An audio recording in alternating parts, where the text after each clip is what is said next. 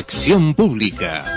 La respuesta que usted se merece en política, arte, ciencia, conflictividad humana. Domingos de 9:30 a 11 de la mañana por Ondas de la Montaña, 1350M en su dial. Dirige y conduce José Abad Zuleta Cano.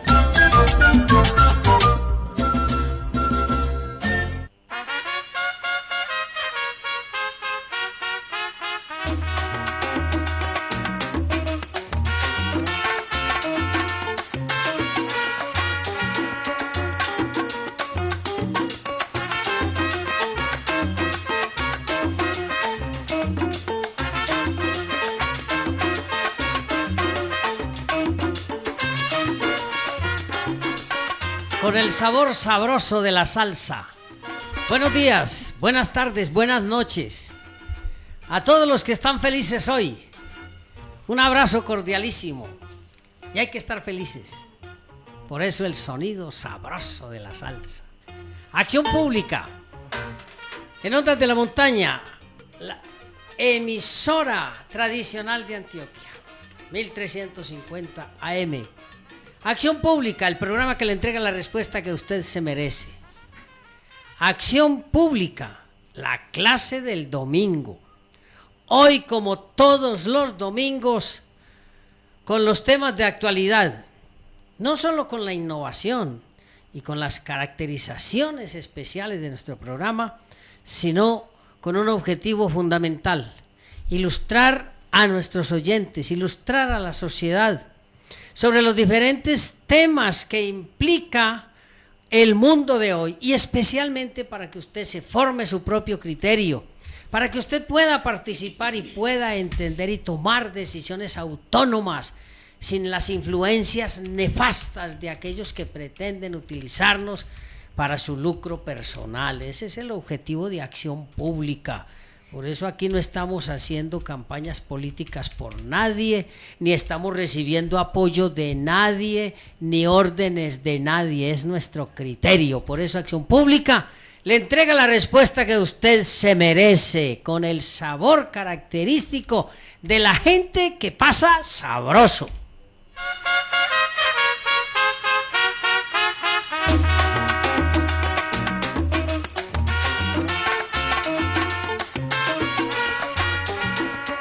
Y vamos con nuestras secciones habituales. Lo bueno. Y no se sorprendan, amables oyentes, con la nota buena de hoy. No se sorprendan. Porque es una nota especial. Al fin, para 2030, los robots se encargarán de realizar todo el trabajo que hoy realizamos los seres humanos. ¿Por qué es lo bueno? Porque por fin los seres humanos vamos a poder disfrutar de la existencia. Antes del programa me preguntaban algunos amigos que qué tenía de bueno que los robots hicieran todo. ¡Claro! Maravilloso, amables oyentes. ¿Saben por qué?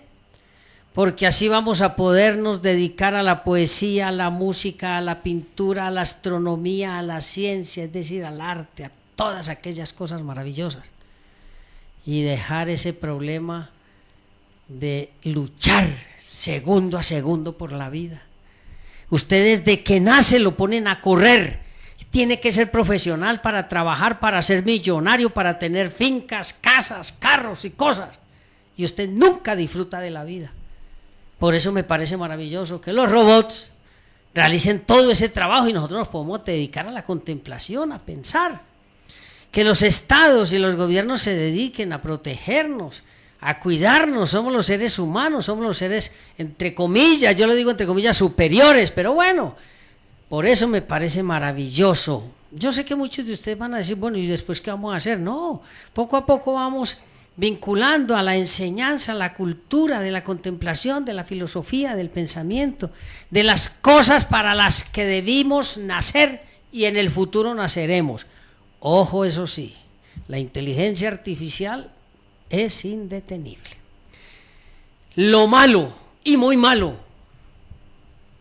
la actitud, el comportamiento del fiscal general de la Nación, Néstor Humberto Martínez. voy a decirles, amables oyentes, que yo preví desde que él era superministro que iba a ser el fiscal general de la Nación, y creo que aquí en este programa lo mencioné muchas veces. Con algunos compañeros profesores tuvimos la oportunidad de debatir fuertemente este aspecto. Pues hoy es el fiscal general de la Nación. Y créanme, lo que está sucediendo es ni más ni menos lo que tenía que suceder con un personaje de esta naturaleza. Ha ocupado todos los puestos en todos los gobiernos, es decir, no tiene un partido, no tiene una ideología, además tiene una oficina de abogados nacional e internacional, tiene los mayores y tenía los mayores contratos con el Estado, y llegó al ministerio, y ahora con el caso Odebrecht entendemos que fue una decisión de la Corte Suprema de Justicia nefasta. Todos los vínculos profesionales que este señor tiene lo llevan entonces a decir locuras. Si con el anterior lo que teníamos miedo era de la persecución, con el de hoy tenemos miedo es de los tentáculos tan poderosos que maneja. Si de verdad quisieran acabar en este país con la corrupción, lo primero que tendría que hacer hoy en el gobierno y en el Estado colombiano es renunciar este fiscal general de la Nación. Y tendremos un programa especial para demostrarles a ustedes, amables oyentes, la inoperancia de las órdenes de la Fiscalía hoy en el control, entre comillas, de la delincuencia. Por eso es lo malo. Y lo feo, el problema de los sacerdotes, pastores, ministros religiosos, pederastas. Yo tengo muy claro, y a ustedes les he dicho, amables oyentes, yo no soy creyente, respeto la libertad de culto. Lo que no puedo entender y no puedo aceptar es que hoy más que nunca todos los ministros de todas las iglesias, de todos los cultos, de todos los movimientos religiosos estén como si se creyeran viviendo en la Roma antigua, dedicados al abuso de los niños y de las niñas. ¿Qué pasa por la cabeza de estos ministros que alaban unos dioses y luego hacen todo lo contrario de lo que dicen? ¿Qué sentido tiene hablar de dioses si usted, sacerdote, ministro, pastor, seguidor, pastora o lo que sea, termina siendo un depravado? ¿O es que todos están bajo el manto del sacerdote romano aquel que lo encontraron en un burdel y simplemente dijo, lo que pasa es que yo vengo aquí, voy y me confieso y quedo listo? Es decir, el tradicional principio de que el que reza y peca empata. Terrible. Por eso tenemos la sociedad que tenemos. Bien, amables oyentes, vamos con uno de los temas importantes de hoy. El movimiento estudiantil en nuestro país ha tenido unos ribetes extraordinarios. Históricamente sabemos que desde 1963 se han generado movimientos estudiantiles tendientes a parar actividades, a buscar que el Estado y los gobiernos mejoren la actividad académica, mejoren la pedagogía, den recursos a las universidades. Recientemente tuvimos noticias de que toda esta acción política se generó, o mejor generó, una variante muy importante. Es decir, los estudiantes han entendido que además de paros y además de desentejar las universidades, y lo digo porque yo participé de eso, hoy hay una nueva perspectiva, hay una nueva visión. Entonces los estudiantes de las diferentes universidades, sobre todo representantes de consejos superiores de las universidades públicas y privadas, tomaron la iniciativa de juntarse y empezar a pensar, no en el paro, no en destechar las universidades, no en destruirlas, sino simplemente en generar mecanismos para mejorar la calidad y esos mecanismos pensados entre ellos, porque ellos son los directos personajes que están vinculados con la trascendencia de la educación, presentarle a los gobiernos y a las universidades, a los directivos de universidades, las actividades que han estructurado para mejorar su trabajo. Y así tenemos entonces que hoy tiene una actividad importantísima en el ámbito académico, FENARES. Para que nos digan qué es FENARES, qué hacen, de dónde vienen, para dónde van, ese cambio de perspectiva. Ya no vamos a tirar piedras, señores, sino que vamos a ponernos de tú a tú con las directivas universitarias y vamos a mejorar en conjunto la academia. Tenemos a David Montoya Betancourt. David, buenos días. Muy buenos días, ¿cómo han estado? Bien, David, ¿quién es usted? Bueno, yo soy el representante estudiantil al Consejo Directivo General de la Universidad Pontificia Bolivariana y además soy presidente del Nodo Eje Cafetero de Antioquia de la Federación Nacional de Representantes. Bueno, David, bienvenido a Acción Pública, ya entendió el contexto, ¿cierto? Sí, claro. Bien. John Alexander Pachón Murillo, buenos días. Buenos días, ¿cómo está? Bien, ¿quién es John Alexander? Actualmente soy representante del Consejo Superior por la Facultad de Ingenierías en la Universidad Autónoma. De la Universidad Autónoma, muy bien. Y tenemos también a Santiago Álvarez. Santiago, buenos días. Muy buenos días, ¿cómo están? Bien, ¿quién es Santiago? Bueno, yo soy estudiante de Administración de Empresas y representante del Consejo Superior de la Universidad Autónoma Latinoamericana. Bien, es muy importante, amables oyentes, aclarar que en la mayoría de las universidades existe el cogobierno, en la mayoría. En las privadas algunas, no en todas un cogobierno pleno. En la autónoma Santiago sí existe el cogobierno, ¿cierto? Sí, pleno. Exactamente. En la bolivariana... Bolivariana contamos con un Consejo Directivo General. Con un Consejo Directivo General. ¿Y en tu universidad? Ah, es la misma autónoma, muy bien. Esto tiene unas implicaciones muy importantes, amables oyentes. ¿Por qué? Porque cuando hablamos de cogobierno pleno significa que la marcha de la universidad se da a partir de los consensos entre estudiantes, profesores y directivos. Y eso es trascendental. Bien, David, ¿cómo surge FENARES? Bueno, FENARES surge como una iniciativa para llevar las voces de los estudiantes, como decías ahora, de una manera diferente. Nosotros vamos por vías mucho más civilizadas, digámoslo de esa manera. Aunque tirar piedra es sabroso, pero la civilización es mejor. Sí, vamos por una vía más formal. Nuestro ideal es justamente el diálogo y la construcción participativa. Bueno, John, ¿quién tuvo la iniciativa de FENARES? ¿Cómo disculpen? ¿Quién tuvo la iniciativa de fundar FENARES? Actualmente sé que inició el gobernador de Boyacá, Carlos Amaya. Carlos Amaya, que fue el que inició FENARES en ese momento. Ya nosotros entramos como universidad a participar y a ser más estudiantes proactivos en todo el movimiento estudiantil. Bien, a ver, hay algo que me preocupa y los oyentes están preocupados, Santiago. ¿Para qué fundaron FENARES? Nosotros buscamos ser una voz para el estudiantado en general. Nosotros queremos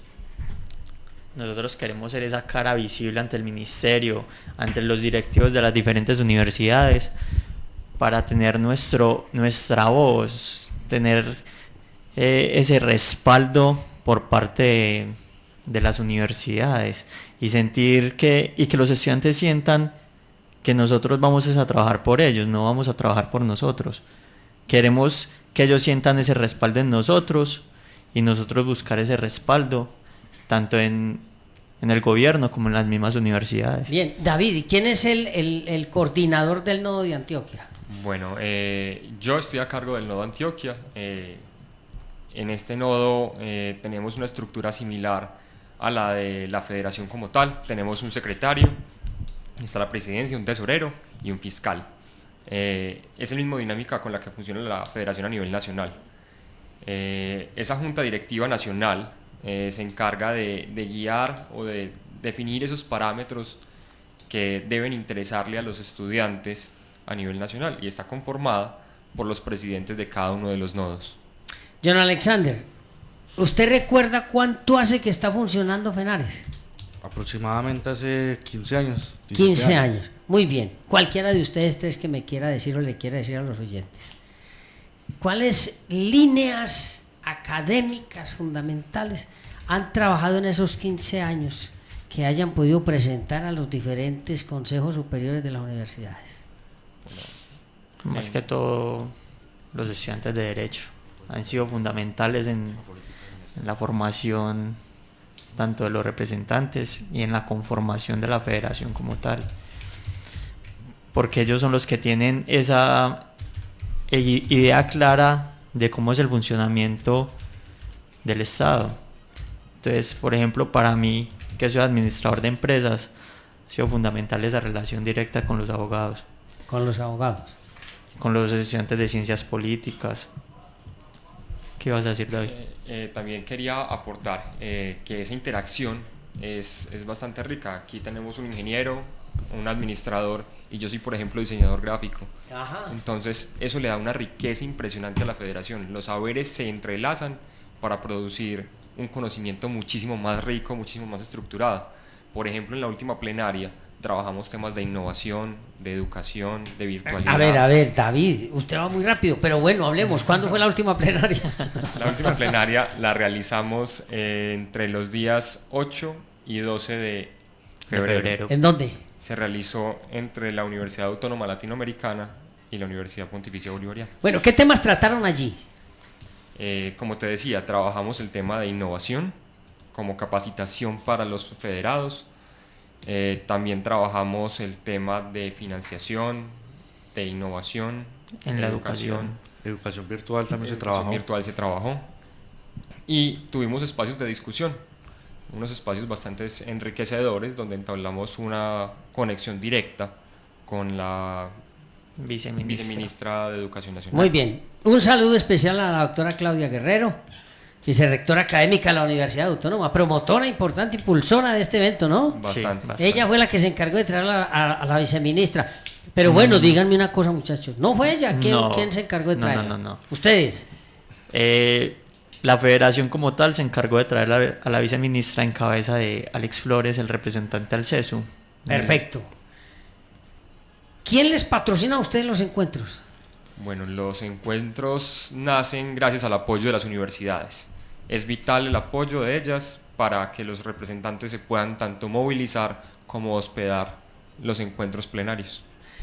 A ver, hombre, la viceministra les dijo en esta reunión aquí en la Autónoma de pronto si a partir del próximo encuentro nodal o nacional el gobierno va a patrocinar todo eso o no.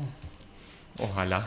Pero y entonces, muchachos, a ver, pues es que esa es la lucha que hay que dar. Ya no vamos a tirar piedra, pero vamos a tener que ser grandes negociadores, ¿o no? Creo que más allá de financiarnos, lo que buscamos es de verdad que el ministerio le apueste a esto que estamos llamando, a la financiación, a aumentar la cobertura, a aumentar la calidad, a que de verdad pensemos en conjunto, tanto representantes, tanto docentes, como el directivos y el ministerio como tal, la educación que Colombia necesita. Pero recuerden que es que si al gobierno no le duele, no le preocupa. Entonces hay que ponerlo a que le duela, hay que echarle sal en la llaga para que le duela y se toque, porque si no, no. Sí, los tenemos siempre con el dedo en la llaga. Ah, bueno, estamos pendientes. Eso es lo más importante. ¿Qué conclusiones obtuvieron de este encuentro? No, ese encuentro nos abrió un poquito los ojos con respecto al sistema nacional de educación terciaria, que ha sido uno de los temas que más hemos peleado. Pero definamos qué es educación terciaria para los oyentes, porque ellos de pronto no tienen muy claro eso. ¿Qué es educación terciaria? Es la unificación de todos los profesionales, por decirlo de alguna manera, o sea, entre técnicos, tecnólogos y profesionales, manejarlos en una misma categoría, sin dejar como esa brecha entre de tecnólogos. Exactamente. Claro. O sea, quitándole como esa calificación a la persona. Unificar pensums y criterios académicos. Exactamente. Eso es el Sistema Nacional de Educación Terciaria. ¿Cuál era la preocupación de nosotros? Decíamos, nosotros para qué estamos estudiando una carrera profesional si vamos a tener las mismas calidades que un técnico o un tecnólogo. Entonces, en el pleno, en la Universidad Autónoma Latinoamericana, con la viceministra le expresamos esa inconformidad y ella de alguna manera nos apoyó, diciendo que ese sistema no era apropiado para este país. Bueno, pero déjenme hacer de abogado del diablo. Porque así como me alegra que estén negociando y no tirando piedras, yo soy, me surgen muchas inquietudes. Si se van a unificar esos 3 factores para uno solo, eso no implica necesariamente mejorar los pensum de aquellos que van a subir de categoría. Ustedes no van a ser desmejorados como profesionales o nosotros como profesionales, sino que los otros van a ser mejorados no solo desde lo pedagógico, sino desde los contenidos y de la relación de esos contenidos con el ámbito social, ¿o no? Sí, claro, una de las preocupaciones más grandes que le expresó la Federación a la viceministra era el marco de cualificación nacional. Perfecto. Ese marco nos preocupa a todos como representantes porque, como decías, ¿cómo vamos a estandarizar la calidad a nivel nacional en todos los programas? Y de alguna forma se lograría unificando programas académicos, unificando los pensums en todas las universidades, que eso va en detrimento de la autonomía de cada universidad, de ese sello que cada universidad le imparte a sus programas para tener un profesional con un perfil. Bueno, pero miren la pregunta que me hace aquí un oyente. Bueno, jóvenes, un saludo especialísimo, felicitaciones. ¿Han analizado ustedes en sus plenos la relación entre la educación terciaria y el mercado laboral? Sí, claro, lo hemos tenido muy en cuenta. Y esa es una de las ideas de esta educación terciaria, pero lo que nosotros pensamos es que el Ministerio de Educación Nacional y el Ministerio de Trabajo deben de estar comunicados en ese sentido, no actuar como islas. O sea, a una empresa, a mi modo de ver, le conviene más tener un técnico, un tecnólogo que un profesional a nivel económico. Vea, eso es relativo, yo sigo siendo abogado del diablo. ¿Cuál es el origen de las tecnologías y de la capacitación profesional? La ocupación. Un profesional se ocupa de una labor, un técnico se ocupa de otra, etc. Y eso significaba una escala salarial y de posición de gobierno en las empresas, ¿no? Posición de gobierno sí. Es a nivel de administración. Ya, usted es administrador, ¿cierto? Sí, claro. Bien, entonces usted sabe eso.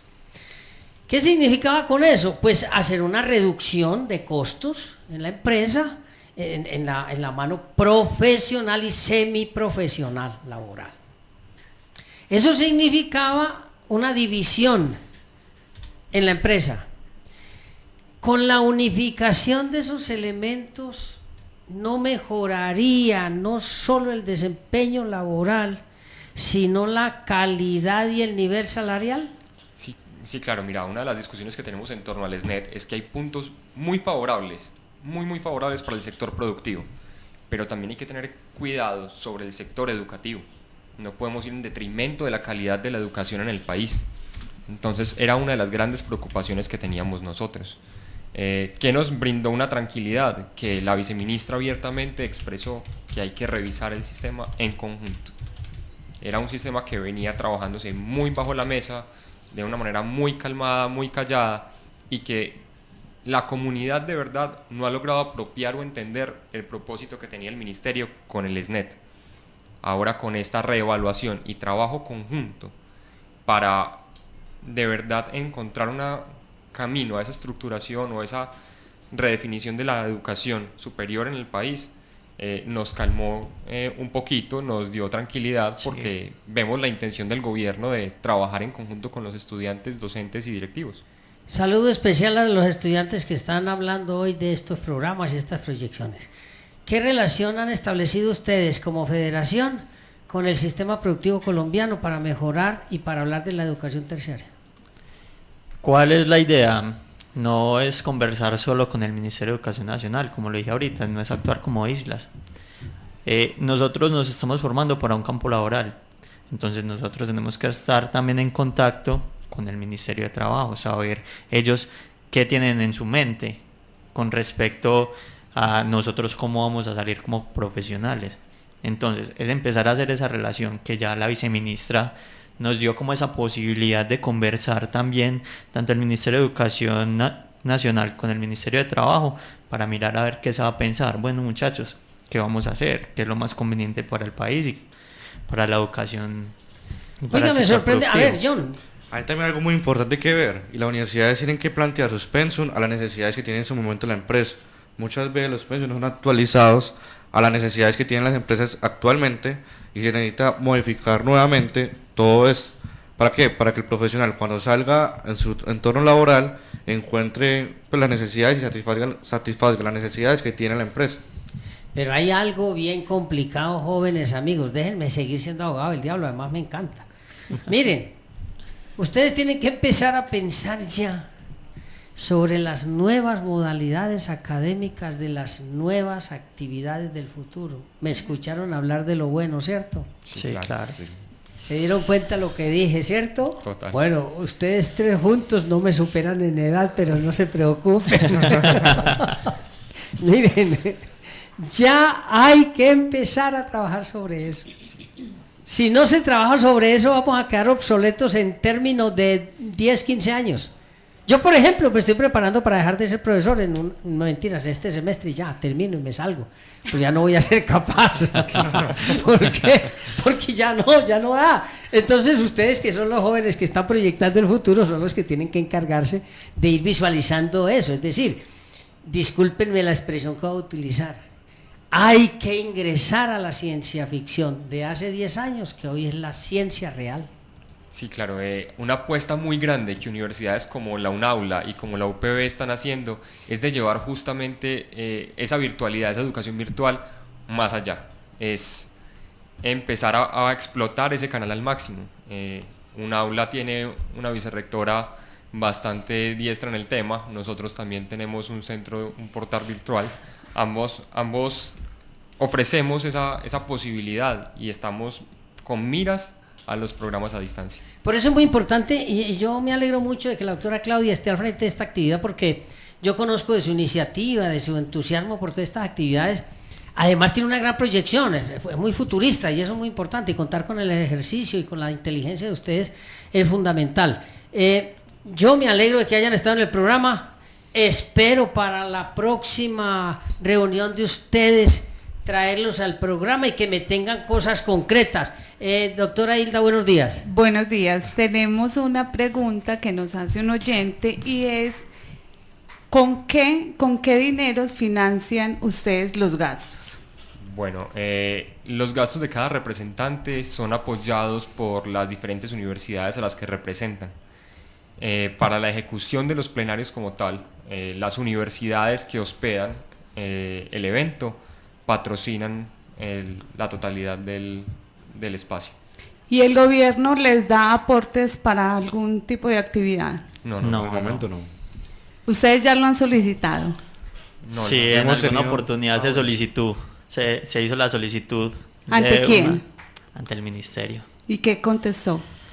Eso fue No, en los inicios. estamos a la Carlos espera. Amaya nos contaba en el pleno de Villa de Leyva, que nos citó a su despacho. Él nos contaba que dieron esa pelea para tener esa financiación del gobierno, pero fue como negada en su momento. Bueno, es que Acción Pública hace seguimiento también a las noticias que damos acá, ¿cierto? El tema principal hoy es FENARES y posterior vamos a seguir con otro tema, pero queremos hacer seguimiento sobre lo que haya pasado con estos encuentros y con todo lo que ustedes nos han contado acá. Perfecto. Muchas gracias. Muchas Gracias. Bueno, jóvenes, un segundo para despedirse y confiamos en que en la próxima reunión aquí vengan con hechos concretos, especialmente ojalá lleguen y me digan, vea hombre José, el gobierno nos está patrocinando todo y los tenemos cogidos. Bueno, esperemos que más allá que el patrocinio logremos definir cosas trascendentales para todos los estudiantes del país, tener claridad sobre el sistema de educación terciaria, ver que la financiación de la universidad pública de verdad se le está metiendo la ficha y Correcto. estamos mejorando esa calidad educativa en el país. Perfecto, John. También es muy importante saber que lo que estaba hablando el señor José, la educación virtual tenemos que implementarla en las universidades y en el país, y no solamente una educación que tiene que ser un computador, tiene que ser más allá. Queremos que las personas estén conectadas, pero también estén conectadas con el mundo, entre ellas mismas, porque muchas veces las personas se conectan a un computador y se alejan de la realidad, y la idea no es esa. Eso es correcto. Entonces, más allá de todos los temas que tenemos aquí con otros, con los muchachos, también queremos tratar el tema innovación, que no solamente son políticas y y documentación, sino que va más allá. Va lo que dice Acciones usted. concretas. Exacto. ¿Cómo se dice? Un poco de ciencia ficción. Perfecto, sí, de eso se trata. Entonces realmente queremos como estudiantes participar, ser más propositivos, estar trabajando de la mano con el gobierno y con las personas, con las universidades y con las empresas que realmente nos permitan. Santiago. No, bueno, yo sí quisiera saludar a todos los federados que nos ven en este momento. Y con lo que dice John, es verdad, y es perder ese miedo a la educación virtual. Es que la educación virtual no es bajar la calidad, simplemente que es buscar la manera de llegar a los lugares que quizá la presencialidad es complicado que llegue. Y bueno, para los estudiantes que vean en nosotros como esa cara visible, que nosotros damos ese respaldo para ellos y que sepan que no están solos. Bueno, muy bien, jóvenes, muchísimas gracias. Los esperamos en el próximo encuentro. ¿Debe ser cuándo? El próximo encuentro va a ser a finales de abril. Bueno, luego del encuentro los esperamos por aquí para que le comuniquemos a los oyentes en qué va la organización FENARES. Muchísimas gracias y buen día. Muchas gracias. Amables oyentes, recuerden, Acción Pública, el programa que le entrega la respuesta que usted se merece. Los domingos de 9:30 a 11:30. No, perdón, de 9:30 a 11, Ondas de la Montaña, 1350 AM. Acción Pública, la clase del domingo. Ya regresamos. Estamos en Acción Pública. Universidad Autónoma Latinoamericana, formando profesionales para la sociedad camino a la excelencia. Pregrados en Administración de Empresas, Contaduría Pública, Derecho, Economía, Licenciatura en Ciencias Sociales, Ingeniería Industrial e Ingeniería Informática. Inscripciones abiertas, unaula.edu.co. Vigilada Mineducación. Librería Jurídica Sánchez R. Limitada. Libros jurídicos actualizados. Ubicación en la calle 46, número 4343. Teléfono 444-4498. Descuentos especiales a nuestros oyentes.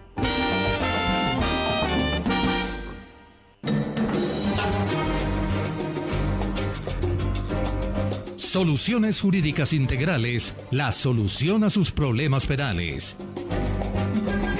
Capacitaciones en Sistema Penal Acusatorio al teléfono 511-8706. Usted está escuchando Acción Pública.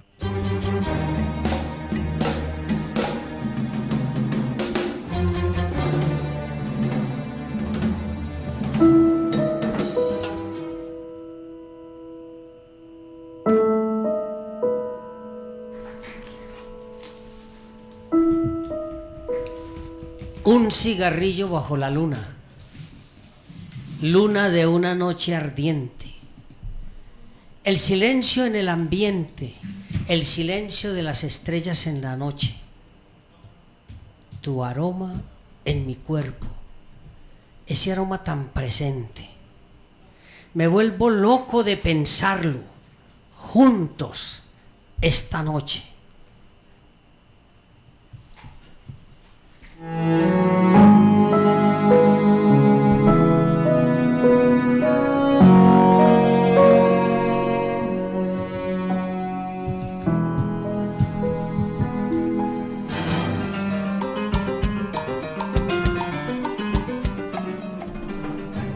Bien, amables oyentes, continuamos con su programa Acción Pública, el programa que le entrega la respuesta que usted se merece. Un saludo especialísimo a todos nuestros amigos y compañeros profesores de la Facultad de Derecho de la Universidad Autónoma que están en sintonía hoy, a los estudiantes que están preocupados con sus talleres y con sus actividades. No se preocupen, pónganle sabor y pónganle gusto al trabajo. Sientan que la academia es la iluminación. Eso es muy importante porque es la transformación de cada uno de ustedes. A nuestro rector, el doctor Rodrigo Flores, un saludo especial, al decano, al doctor Ramón Elejalde, a todos los profesores, a todo el cuerpo directivo. Hoy tenemos un invitado especial porque vamos con un tema trascendental. Doctor Ricardo, buenos días. Doctor Abad, buenos días, un gusto estar aquí. Bueno, ¿cómo va usted con la universidad? Muy complacido, es una experiencia nueva. Curiosamente, a pesar de tener una larga trayectoria como profesor de pregrado en Colombia, nunca había dado clase de pregrado en Medellín. Es mi primera vinculación de esta naturaleza. tenido mucha clase de posgrado en esta ciudad, pero nunca en un pregrado, así que estoy muy satisfecho, además es una institución de la solera y el prestigio de la Autónoma. Bueno, me parece muy bien. Amables oyentes, cuando los conflictos sociales son indetenibles, los estados y los gobiernos se dedican especialmente a buscar alternativas de solución. Se ha dicho siempre en teoría constitucional que las constituciones son tratados de paz. Pero como no se pueden hacer constituciones cada 2 o 3 meses, entonces, ¿qué hacen los gobiernos cuando los conflictos son indetenibles? Empiezan a inventarse alternativas para embaucar al ciudadano. De eso vamos a hablar en unos instantes, porque primero tenemos a un oyente. Adelante. Alex, buenos días. Profe, ¿cómo estás? Bien, ¿y vos, hombre? Pues bien, profe. ¿Cómo vamos con la firma? Bien, profe, ahí seguimos haciendo la labor desde los jóvenes y desde esa propuesta. ¿Cuántas firmas podemos contabilizar hoy? Hoy ya con el barrio que hacemos ya superamos las 20.000 y pues igual hay que tener un poco de paciencia porque hay algunos municipios alejados que apenas están enviando los formularios porque nosotros solo contamos las firmas que tenemos en la mano. Alex, hola, buenos días. Hola Hilda, ¿cómo estás? Bien, gracias. Alex, tenemos varias preguntas. Vuelve y nos repites, por favor, ¿cuántas firmas llevas recolectadas? Aquí por lo menos en Antioquia ya superamos las 20.000 firmas. A nivel nacional ya estamos cerquitas a los 2 millones y partiendo del hecho de que todavía nos faltan más de 4 meses para el tema de la recolección. Bueno, tengo una inquietud y esa pregunta me la han hecho muchos oyentes y muchas de las personas que han llegado a solicitarme los formularios. Me preguntan, Hilda, ¿esto sí es viable que recojan las firmas para poder bajar los salarios? Vuelve y nos cuentas cómo va a ser esta situación. Bueno, pues recordando que ya con el tema de lograr por lo menos los 2 millones de firmas, ya sería iniciar el trámite al interior del Congreso de la República. Y según la sentencia de la Corte Constitucional, si logramos superar más del 20% de la base electoral, estaría pasando al trámite de la revisión de la Corte Constitucional y la Registraduría y el presidente tendrían que emitir los decretos necesarios para la convocatoria del referendo. Insistiendo en eso, si logramos el apoyo y logramos que la gente siga sumándose a esta iniciativa y lograr el más de 7-8 millones de firmas, pues sería obviamente que sería lograr el objetivo que se convoque para que todos decidamos sobre estos temas, que son 5 puntos los que estamos planteando para hacerle control político al Congreso. Pero más allá de eso, también es un mensaje para la gente, o así en el momento en el que también estuvimos ahí en el programa, y es que no solo es un asunto de firmar, sino que también es un asunto de comenzar a movilizarse y pensarse desde la ciudadanía cómo seguimos participando, porque nosotros, aparte de firmas, vamos a comenzar a hacer una serie de actividades simbólicas en la ciudad, donde vamos a significar que la ciudadanía necesita que se resuelvan todos los escándalos de corrupción y que por lo menos se le haga más control político a los representantes que nosotros elegimos. Bueno, me parece muy importante, Alex, mire cómo la actividad social se va caracterizando y va tomando una serie de derivaciones.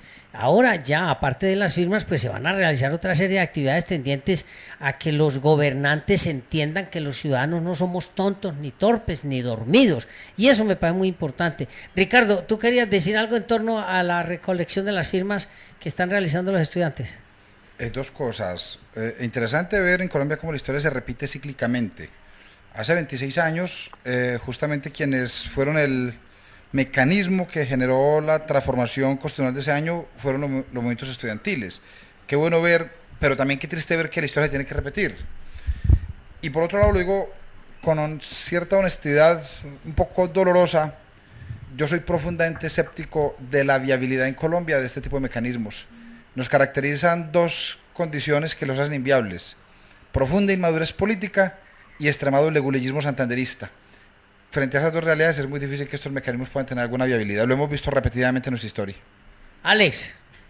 Pues me pego incluso a lo que dice el invitado, y es que pues hace 26 años, él se refiere al tema de la 7ª papeleta. Hace 26 años algunos jóvenes a nivel nacional de pronto pensaron que era un tema imposible, y la realidad es que ellos lograron por lo menos presionar para que se convocara a la constituyente de esa época, y en ese sentido yo creo que no solo son los jóvenes, sino las amas de casa y un montón de personas las que están exigiendo y están planteando de que es necesario comenzar a hacerle un control más riguroso a los representantes políticos. Y en ese sentido, pues por lo menos desde que la gente se esté moviendo, porque aparte de esa iniciativa hay otras iniciativas que se están desarrollando, eso significa que está pasando algo en ese país y que la gente sí quiere cambios, y obviamente el camino no es fácil, porque nosotros no tenemos plata ni tenemos financiación de nadie, pero estamos haciendo el ejercicio y esperamos que la ciudadanía se siga sumando a esta iniciativa. Perfecto, Alex, estaremos atentos en Acción Pública para seguir informando a nuestros oyentes sobre la marcha de este movimiento que nos parece supremamente importante, y como dice el profesor Ricardo, pues ojalá llegue a buen término, porque los obstáculos son muchos y muy grandes. Sí, profe, dos cositas. Recordarle a los oyentes que nosotros tenemos un punto permanente de recolección en la Asociación de Profesores de la Universidad de Antioquia, de 7 de la mañana a mediodía y de 1 a 4 de la tarde de lunes a viernes. Y dos, incluso a invitar a la audiencia que es posible que el día martes estemos en un debate sobre corrupción en Teleantioquia, qué pena ahí la cuña, para que también sigamos debatiendo este tema de corrupción y sigamos estando pendientes del control que le está haciendo la ciudadanía a los representantes políticos. Perfecto, Alex. Me parece muy importante que los oyentes estén enterados de estas actividades y confiamos en una asistencia importante y que estén pendientes en Teleantioquia del debate. Muchísimas gracias, buen día. Bueno, buen día a todos, un abrazo a usted, profe, a los invitados, a Hilda y a los oyentes. Hasta luego. Hasta luego. Hasta luego, Alex. Bien, amables oyentes, decíamos entonces que los gobiernos, cuando los movimientos sociales son indetenibles, se inventan 1000 cosas, el Estado o los estados y los gobiernos. Hoy nos encontramos con una situación bien interesante en Colombia. Tenemos varios fenómenos sociales indetenibles. 1, la corrupción. Es increíble lo que está sucediendo con la corrupción. 2, la falta de estructura eleccionaria en la política colombiana. 3, la inseguridad jurídica en la que nos mantiene el Congreso. Y 4, la falta de materialización de los acuerdos de paz, sobre todo en lo que tiene que ver con las zonas de concentración para la desmovilización.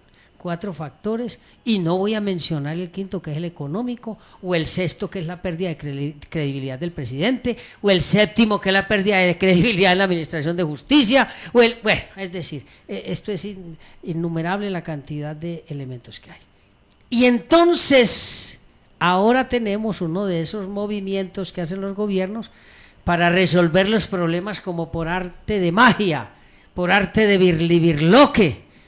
Doctor Ricardo, ¿usted qué le puede decir a los oyentes sobre la propuesta de reforma constitucional y el mecanismo, la utilización del mecanismo para esa reforma, que es donde está la trampa dolorosa del fast track para sacar adelante esas reformas?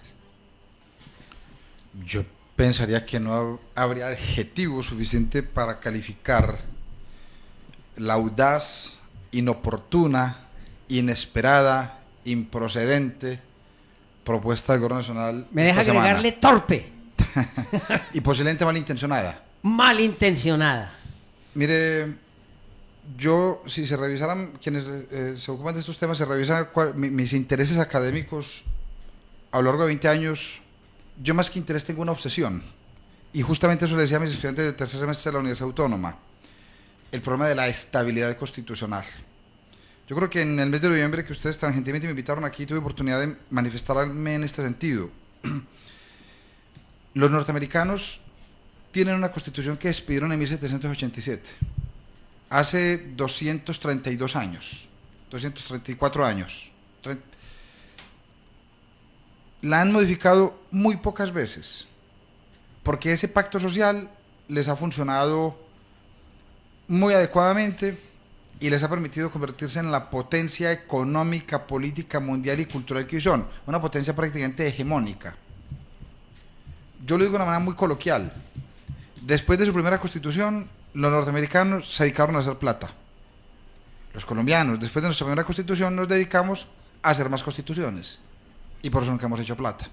Es decir, hacer plata en el sentido de generar desarrollo económico, claro, generar prosperidad social. Es que ese es un rasgo al que en Colombia rara vez se le presta la atención suficiente. Una propuesta de esta naturaleza genera un desgaste social, institucional y jurídico monumental que cualquier analista de derecho económico sería capaz de cuantificar en términos monetarios. Entonces Colombia no puede seguir en esta tónica de estarlo cambiando todo para que nunca se transforme nada. Se transforme nada. Con otra variable, a mí me parece absolutamente irrespetuoso e insultante con la Constitución, con su supremacía jurídica, con su supremacía normativa, pero también con la inteligencia de la sociedad colombiana, que hace escasamente 2 años se nos haya dicho que la reelección presidencial inmediata era un pésimo mecanismo y que insolente y desfachatadamente este mismo gobierno, menos de 2 años después, nos diga que le parece oportuno y procedente prorrogar un periodo de un presidente reelecto por 1 año más. Eso sería objeto de risa en cualquier sociedad con un mínimo de sensibilidad democrática. Infortunadamente, el peligro de estas propuestas es que la nuestra es una sociedad tremendamente insensible en materia democrática y los gobernantes lo saben y juegan con ello. Este tipo de desfachateces pueden pasar sin pena ni gloria institucionalmente. Claro, porque tenemos el problema más complicado: falta de cultura política. A la gente del común le importa nada todo lo que está diciendo ese ministro. Nosotros en Acción Pública nos ocupamos de que los oyentes adquieran cultura política para que puedan entender todas esas jugadas de los gobernantes.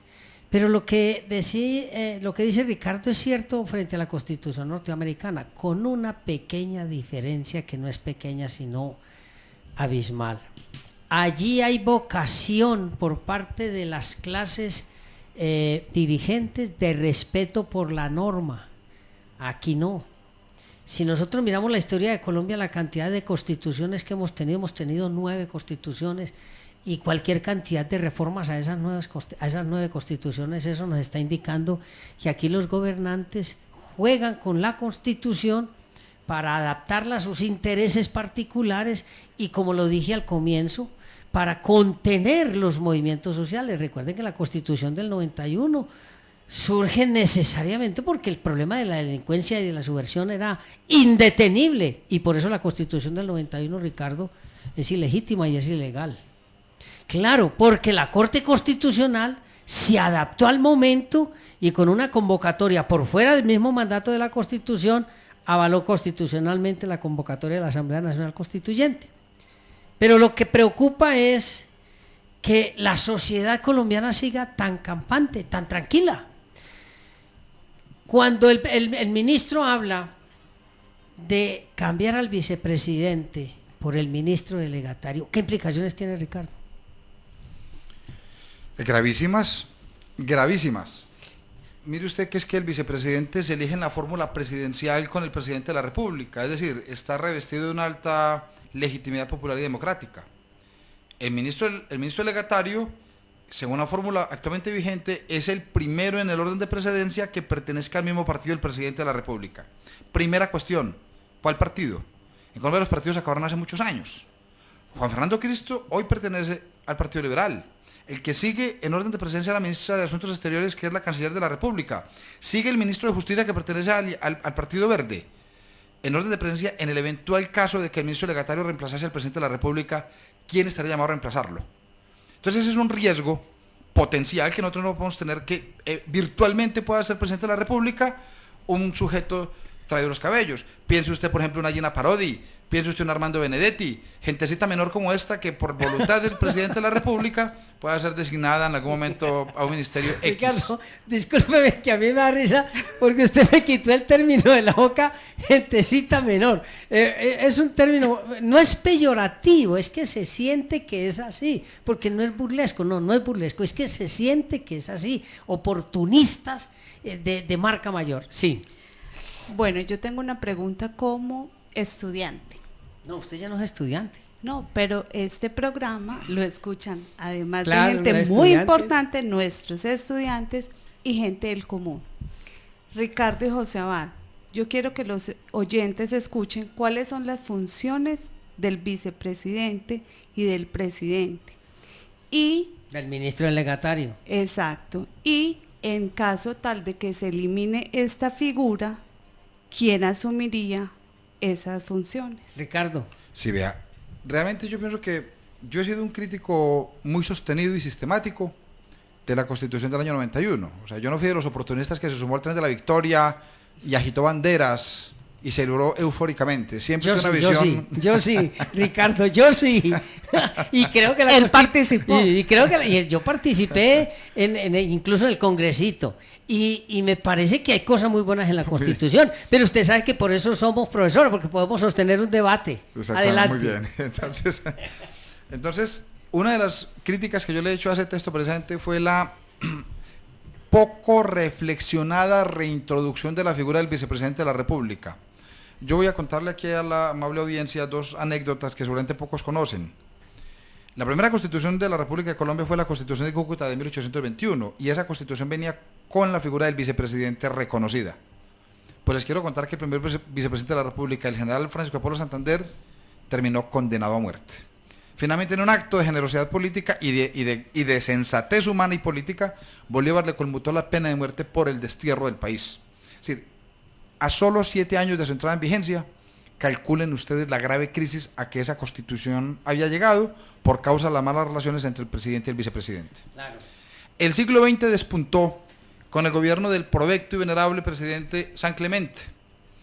86 años, y mis cálculos no me fallan, tenía cuando ocupaba el Solio Bolívar. Y un poco más atrás, 5 o 6 años menor, estaba su benemérito vicepresidente José Manuel Marroquín. Pues el señor Marroquín le sacó la silla de ruedas al presidente de la República, lo puso fuera del Palacio Presidencial y asumió la presidencia. Creo que debe ser uno de los pocos casos en el mundo de golpe de Estado civil protagonizado por el vicepresidente de la República. Y sí que no hubiera pasado mayor cosa.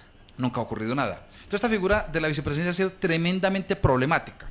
Pero vamos a la historia más cercana y ahondo más aún en estas reflexiones.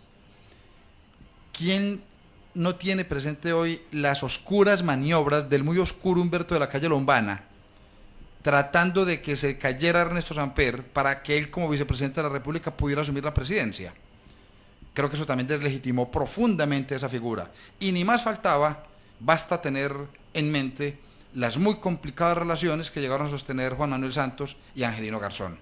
Entonces, evidentemente, por nuestra cultura política, por nuestra tradición institucional, la vicepresidencia ha sido una pésima figura en el país. De ahí mi crítica a la constituyente del 91 que la reintrodujo sin mayores elementos reflexivos.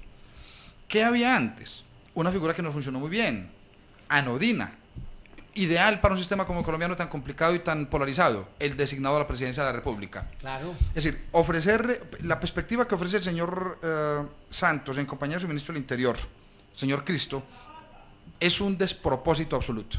Bien, Ricardo, discúlpame, muy bueno el análisis, definitivamente. Muy bueno, pero no me han contestado ya vamos a eso, las funciones del presidente, el vicepresidente, okay, el ministro delegatario y del designado. Andrés, buenos días. Muy buenos días, doctor Abad, para usted y toda esa ley de juristas, constitucionalistas y todo lo habido y por haber que tiene usted acompañándolo, señor. Bueno, ¿cómo va Santa Marta, hombre? ¿Ya resolvieron el problema del agua o no? Hombre, eso del agua es un embeleco politiquero de tantos oportunistas que transitan por aquí, oriundos raizales, que siempre tratan de sacar provecho político de los problemas de la ciudad. El problema del agua de Santa Marta no es ni de la empresa que presta el servicio, ni de uno ni de otro. El problema es que no llueve y cuando no llueve no hay agua. Eso es un problema. Y el otro problema es que el contratista, el arrendador de las redes y todo esto es el distrito. Y los ineptos alcaldes y exalcaldes nunca han hecho por mejorar las redes. Entonces, esos que hoy vociferan y maldicen de la pobre empresa que presta el servicio, pues no son más que esos oportunistas que van a cobrar mañana el botico de los pobres ciudadanos. Sí, señor. Muy bien, pero ojalá se resuelva. Adelante. Vea, con relación al tema que están tratando, pues a mí me parece que esa es la clase del domingo. Y usted le refutaba, creo, no sé a quién, que usted ya no es estudiante. No, todos seguimos siendo estudiantes hasta el fin de A mí me estaba regañando, doctor Andrés. Exactamente, muy buenos días. A Hilda, correcto. Usted le dijo al autor, es que usted ya no tiene que estudiar más, usted ya estudió. No, yo no le dije eso, perdóneme, señor Andrés. Una cosa es una cosa y otra cosa es otra cosa. Pero adelante. Vea, hombre, en esta hermosa profesión que escogimos, que se vuelve es una adicción, jamás de los jamases dejaremos de ser estudiantes. Jamás. Muy bien.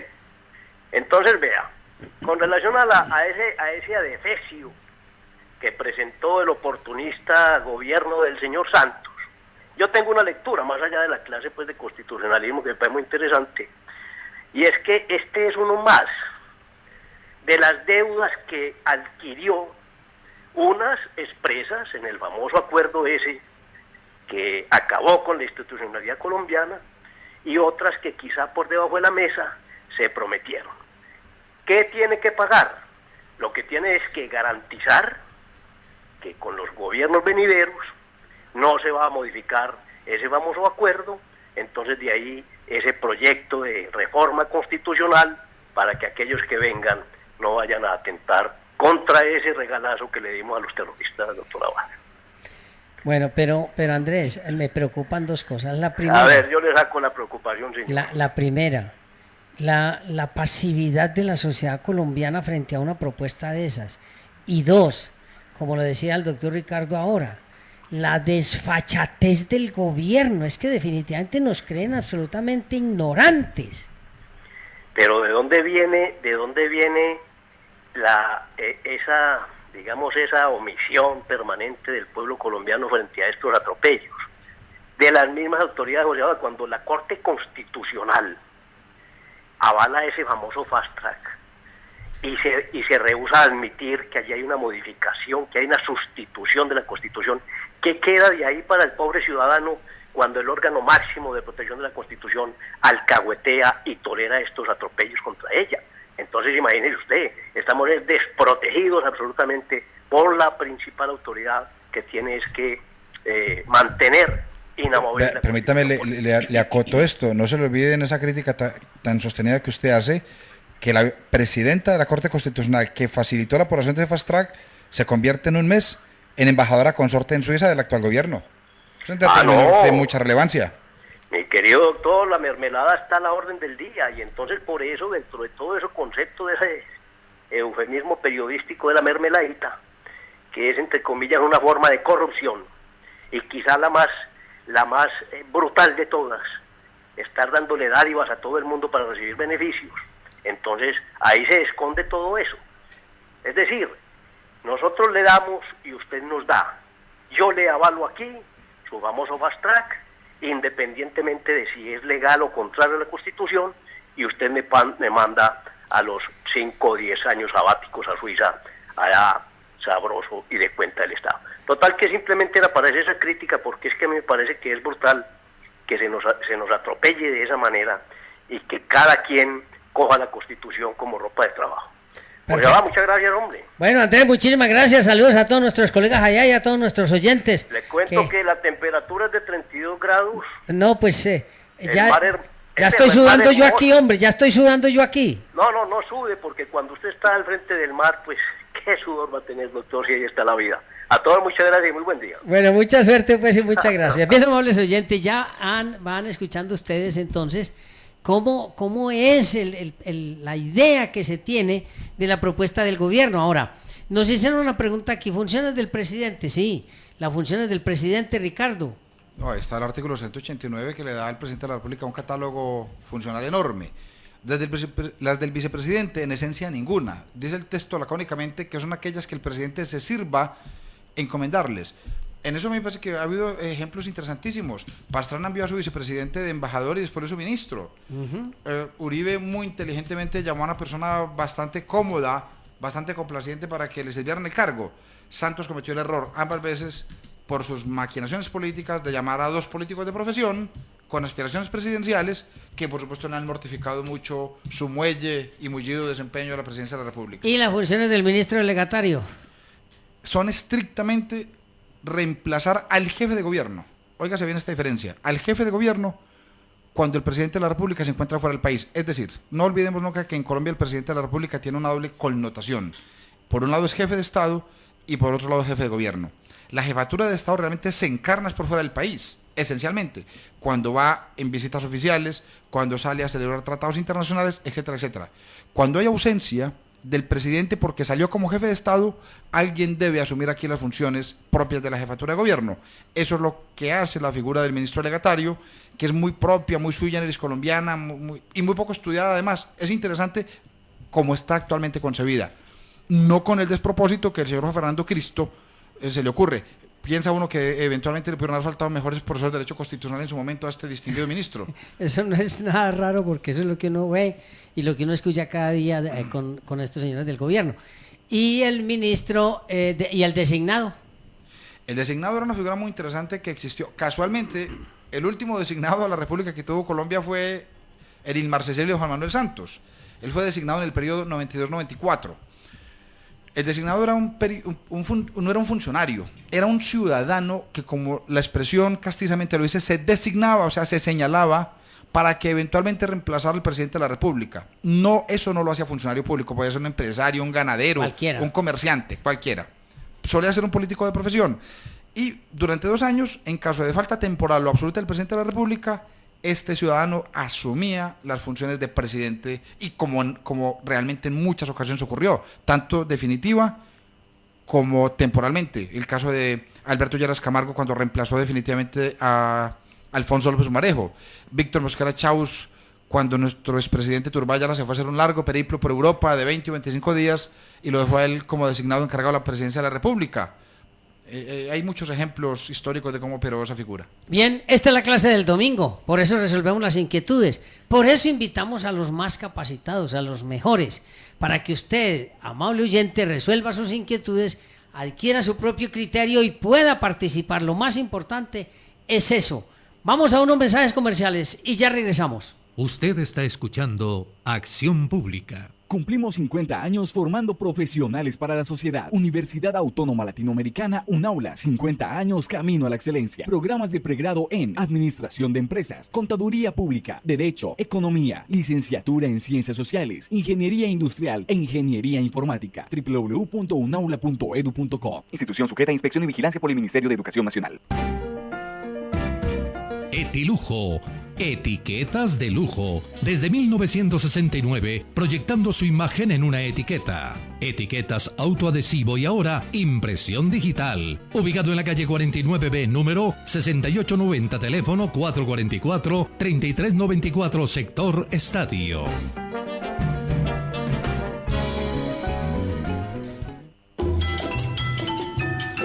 Prendería El Tiple, la solución oportuna a sus necesidades económicas. Bajo interés, dinero al instante, más de 20 años de servicio. Ubicado en la carrera 51, número 4433, Bolívar con San Juan. Teléfono 511-6896.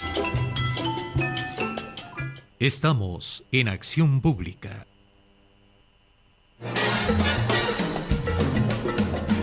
Bien, amables oyentes, continuamos con su programa Acción Pública, el programa que le entrega la respuesta que usted se merece. Los domingos por Ondas de la Montaña, 1350 AM. Acción Pública, la clase del domingo. Hoy con nuestro invitado especial, el doctor Ricardo Zuluaga, constitucionalista, resolviendo las inquietudes de todos ustedes, amables oyentes, en torno a la nefasta, voy a decir ridícula propuesta del ministro del Interior en torno a la reforma constitucional. ¿Qué otros temas toca la reforma, doctor Ricardo? No, pues esencialmente se propone la disminución de la edad requerida para ejercer el derecho al sufragio, esto es llevarla a los 16 años, y por otro lado se propone otro despropósito como es la de establecer el voto obligatorio en Colombia. Insisto, uno entre estas tres alternativas no sabría cuál de ellas resulta más poco idónea y más desproporcionada y más inadecuada. Bueno, a raíz de la propuesta del ministro del Interior, muchos oyentes me enviaron mensajes planteando una inquietud.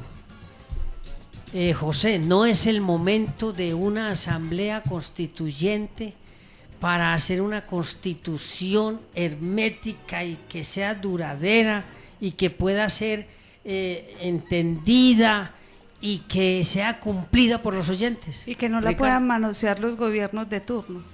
Vean, voy a pecar de falta de modestia. Ese tema lo he meditado mucho. No solo lo he escrito, sino que lo he meditado muchísimo. Y he llegado a una conclusión recientemente, un poco pensando en el sociólogo polaco recientemente fallecido Zygmunt Bauman.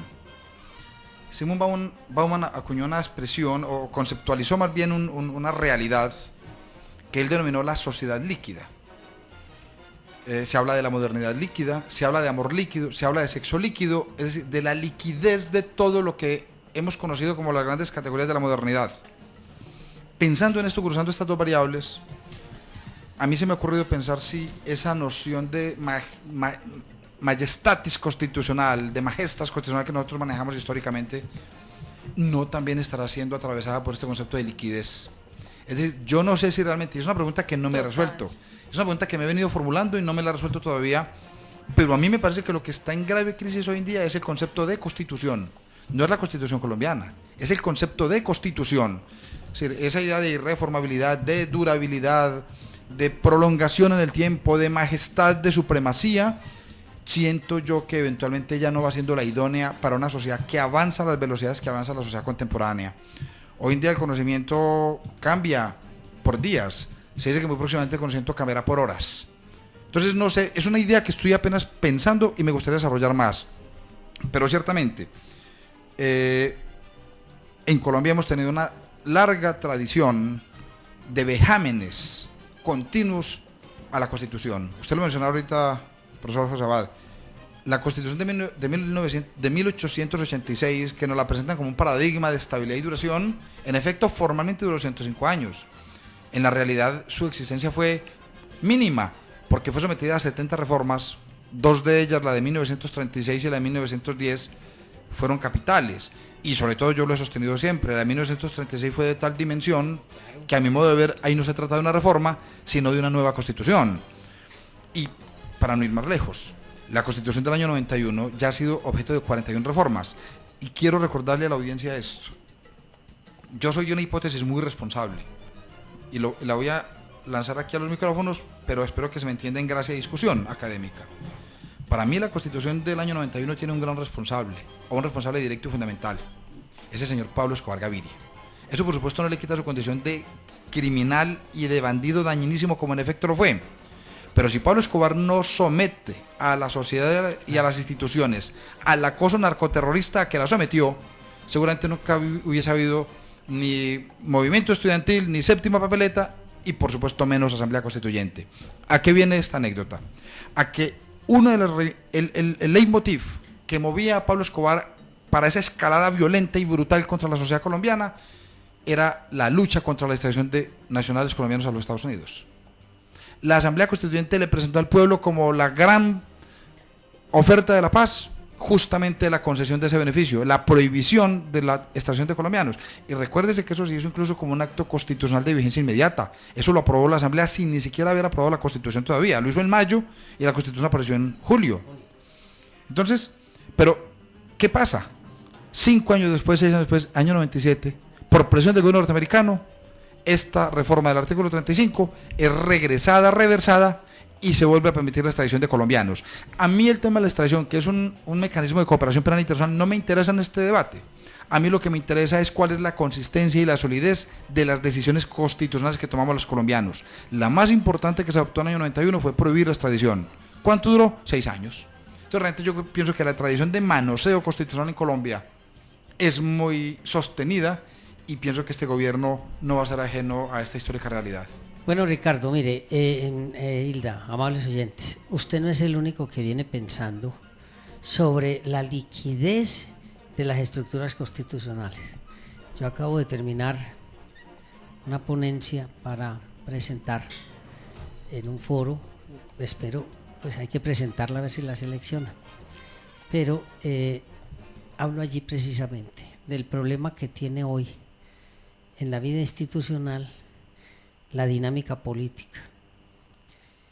Y sostengo allí que nada de las relaciones sociales, nada deja de estar atravesado por la idea política. Es decir, como síntesis de esa ponencia, lo que planteo es que el derecho, la sociedad, toda está asignada por lo político. ¿Cuál es el problema? Que lo político ha sido tergiversado y ha sido mal entendido. Sócrates habló de que la política era el arte de gobernar. Yo me he atrevido y he seguido pensando en la estructura definitoria de que política es la ciencia, no el arte, la ciencia de gobernar.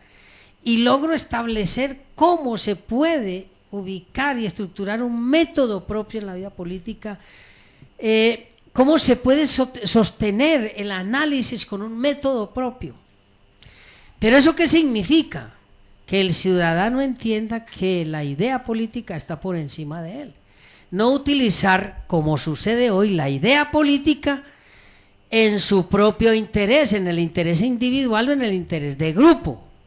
Y llego precisamente a concebir y a entender que si no se logra que el ciudadano entienda la importancia de la solidez de las ideas políticas, sino como dicen algunos que la política es dinámica y que por eso hay que cambiar de idea continuamente, eso es una cosa. Otra cosa es utilizar la política para el beneficio individual. Porque si política es gobernar o el arte de gobernar, ¿quiénes están mandados a gobernar? Resulta que en Colombia la constitución es líquida y las ideas políticas son líquidas porque cambian cada segundo y además cada segundo hay la idea de transformar y de reformar la constitución para el beneficio personal. Las familias que tradicionalmente han manejado el poder, los grupos económicos que tradicionalmente han manejado el poder. Y por eso al oyente que me hace la pregunta de si no es el momento de una constituyente, le respondo: en Colombia cualquier momento es oportuno para una constituyente o para cambiar de constitución.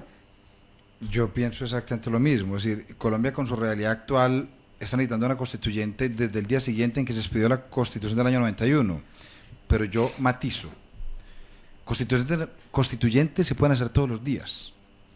Lo que Colombia tiene que enfrentar con verdadero rigor y con verdadera seriedad es un proceso constituyente bien pensado, bien reflexivo, bien analizado. Yo he sostenido que Colombia puede estar abocada a un proceso constituyente que dure 2 o más años. Es que la descomposición de las estructuras sociales y políticas es de tal naturaleza que repensarlas, refundarlas y reconstruirlas ameritaría unos debates muy profundos a los que sería ideal que concurriera lo mejor de esta sociedad, y que fue justamente lo que no ocurrió en el año 91. Entonces, yo traigo siempre a colación el ejemplo de la constituyente italiana del año 47. Italia venía no solo de afrontar la crisis generada por el fascismo de Benito Mussolini, sino el colapso humanitario que supuso la Segunda Guerra Mundial. Ellos se enfrascaron en una constituyente que les duró casi 2 años. Las consecuencias están allí. España en el año 78, para salir del atraso económico en que estaba sumida y la larga dictadura franquista de 40 años, claro, se sumó en una asamblea constituyente que les duró 2 años. Ahí tiene una magnífica constitución. En Colombia, como solemos tener fórmulas mágicas para todo, y todo lo festejamos y lo celebramos sin previamente haberlo reflexionado ni pensado, pues nos veremos siempre convocados a estarnos haciendo estas preguntas fundamentales y esenciales. Sintetizo entonces la idea. Para mí Colombia sí requiere una asamblea constituyente, pero no cualquier asamblea constituyente. Una asamblea constituyente que piense de verdad, de manera profunda, rigurosa y reflexiva, los graves problemas que aquejan la estructura social e institucional, y sea capaz de brindarle a este país un texto constitucional que sea un verdadero pacto de paz, un pacto de convivencia, pero sobre todo y por encima de eso, un pacto de prosperidad y un pacto de felicidad. Para eso fue que nació el derecho constitucional. Cuando uno se va a Rousseau, a Montesquieu y a los grandes textos constitucionales de los siglos XVII y XVIII, siempre la palabra felicidad estará en el norte de sus aspiraciones. Bueno, pero yo voy más allá. Yo, en cambio, no pienso que haya que hacer muchos cambios a nivel de la Constitución, porque los libros no hablan son las personas, y eso lo aprendí de José Abad. Para mí lo que hay que cambiar es el tipo de personas que nos está gobernando. No tienen valores, no tienen ética, no tienen principios. Lo de Odebrecht es una cosa que ha permeado a Ese es un todo el monstruo. mundo.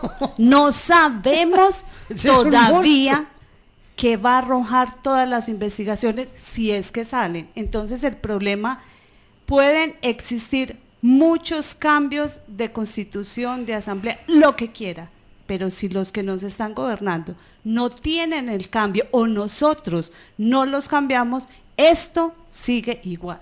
Querida Hilda, yo a mis estudiantes les digo un poco jocosamente que aquí cuando se va a elegir congresistas nos llega una nave extraterrestre y nos deposita 266 señores totalmente descompuestos para que lo hagamos legisladores. Resulta que es que el Congreso de la República es Hilda, no hay que cambiar a los gobernantes. Hay que cambiar la esencia y el alma del colombiano, y ese reto sí yo creo que es insuperable.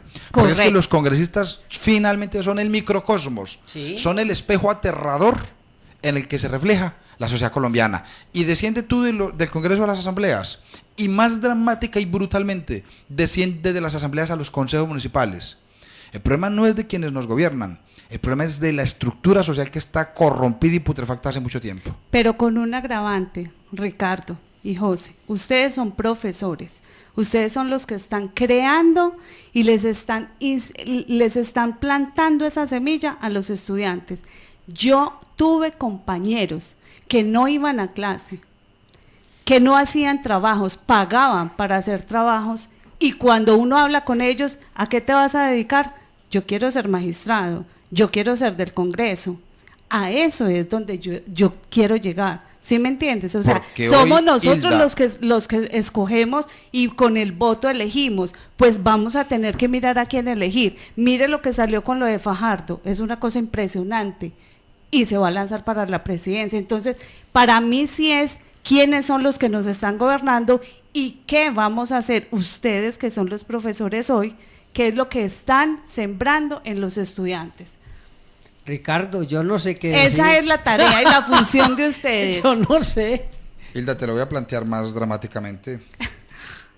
Los profesores no alcanzamos, somos una brisna. Yo sé, en un yo pajar lo sé. Completo. Pero con uno que haga. Lo que es que aquí nos quedaría una inquietud para un programa posterior que yo los invito a que lo hagamos. Hay una estructura profundamente descompuesta en Colombia, profundamente dañada, de la que nadie está hablando: la Universidad Colombiana. Yo no creo que el 10% de las universidades en Colombia hoy estén dedicadas a cumplir con su misión social y su misión visional. Hoy hay universidades que se han convertido en negocios más productivos que el narcotráfico. Verdaderas fuentes de enriquecimiento. Garajes absolutos que frustran aspiraciones legítimas de colombianos y que le cumplen al Estado colombiano, en un círculo perverso de dobles favores, indicadores de cobertura y de crecimiento de la población profesional. Esa es la más grave catástrofe que este país va a afrontar en muy poco tiempo. Y lo voy a decir con nombre concreto, por lo menos, es decir, con realidad concreta. Que Dios nos coja confesados el día que el 100% de los puestos de la rama judicial colombiana estén cooptados y ocupados por estudiantes que han egresado a estas universidades de garaje, sin ninguna posibilidad de formación humana, sin formación integral, sin formación hermenéutica, meros reproductores de textos lingüísticos contenidos en un código, incapaces de interpretar una norma o una forma lingüística superior o compleja. Eso es una tragedia incalculable para Colombia. Estamos de acuerdo y estamos tomando nota para ese programa. Pero mire, Ricardo, si la justicia hoy está como está con las universidades que tenemos, cuando, como usted dice, la justicia sea cooptada por esos profesionales que tienen derecho a estudiar, lo que no tienen derecho de pronto es a salir de cualquier manera a ejercer la profesión, entonces sí, tenemos un gran problema, porque es que si la justicia está hoy mal con todo el esfuerzo que se hace en las universidades, o por lo menos en las que yo conozco, y hay todos los problemas de corrupción, ¿qué pasaría allá? Ese tema lo vamos a tocar en un programa, porque tenemos que analizar cómo está, y ustedes en la Universidad Autónoma, Hilda, y el comité de acreditación está trabajando mucho sobre los currículum. Tú eres parte de... Hemos trabajado mucho y tenemos respuestas muy buenas. Bueno, entonces, mire que los profesores no tenemos la magia. Cuando usted pone un taller en clase, Ricardo, las caras que uno ve son de angustia y de pesar. Y yo les digo, moriré feliz el día en que yo en una clase ponga un taller y me digan: gracias, profesor, pónganos más talleres. nunca. Yo creo que voy a morir infeliz, pero ese es problema de motivación también. Es falta de que los estudiantes puedan aterrizar la idea de por qué están en la academia. Yo pienso mucho en eso, porque ellos son los encargados del futuro del país. Pues no somos nosotros ya, son ellos. Y si ellos no asumen eso con un criterio serio, futurista, nos encontramos con los políticos que tenemos hoy en día. Que no podemos decir que todos, porque yo por lo menos no los conozco a todos. De todos los que conozco, casi todos están en esa jugada del interés individual. Debe haber las excepciones. Pero el ciudadano, usted que nos está oyendo, sí debe asumir con criterio claro y serio que lo que los políticos hacen mal hecho nos afecta a nosotros, a ellos no. Ellos tienen sus prebendas, es a nosotros. Por eso, hacer una constituyente ahora es posible. Hacer una buena constitución, como dice Ricardo, lo veo muy difícil. Tal vez una de las primeras críticas que nosotros hicimos cuando la convocatoria para la asamblea era ¿por qué el periodo tan corto? Tú recuerdas a Jesús María Valle, ¿cierto? No, mucho. Bueno, nosotros trabajamos mucho con Jesús María Valle y lo que discutíamos en las diferentes mesas preconstitucionales era eso. ¿Cómo vamos a hacer una constitución nueva en 6 meses? Claro que había un problema. ¿En 5? En 5 meses. Y es que allí se convocó fue a una reforma constitucional. Lo que pasa es que la asamblea posteriormente se declara soberana y emprende la realización de otra constitución. Y ahí estuvo el problema y el desfase. Porque es que construir un texto jurídico para una sociedad como la nuestra no es fácil.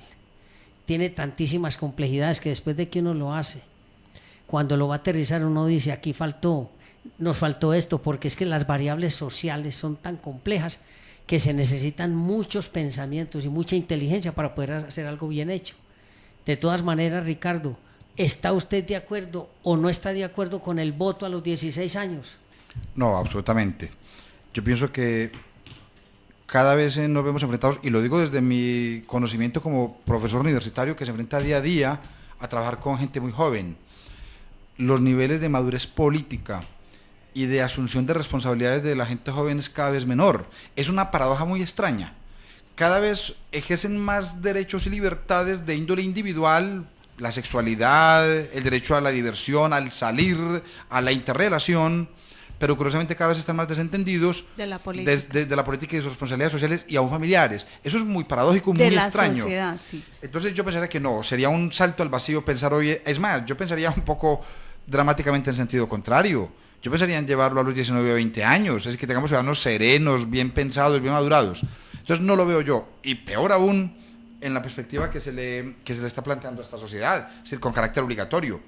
Yo sí creo que un Estado que tenga legitimidad moral y política puede coaccionar a sus ciudadanos a que participen del debate electoral. Para eso está el voto en blanco, e incluso el voto nulo intencionalmente. Esas son opciones políticas.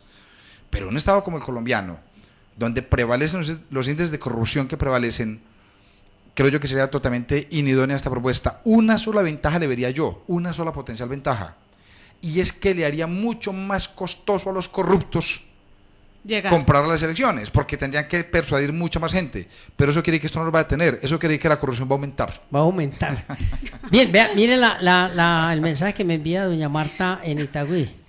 José, felicitaciones al programa Acción Pública. Ya que están tocando el tema del voto obligatorio, me pregunto si hoy que hay tanta gente dispuesta a votar, la abstención es del 59%, no va a ser lo mismo, la abstención va a ser no de los viejos sino de los jóvenes.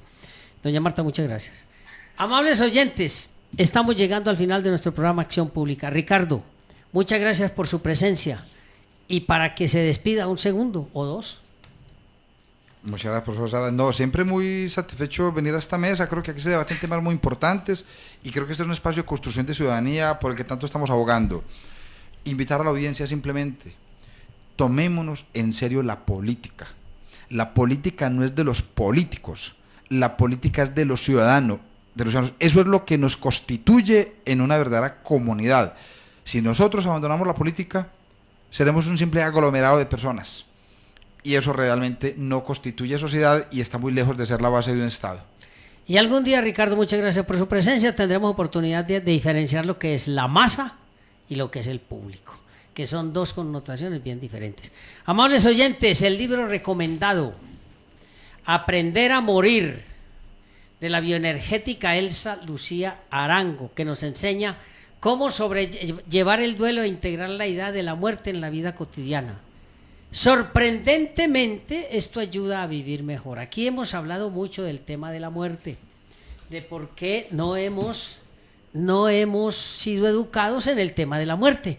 Este libro es supremamente importante y sencillo. Y también, Procedimiento Penal Acusatorio, de nuestro querido amigo magistrado Nelson Saray Botero. Un libro extraordinario, me parece excelente y lo hemos venido trabajando fuertemente, a pesar de que nosotros también hemos escrito nuestros libros de procedimiento penal. El libro de Nelson es un libro bien interesante y lo recomendamos.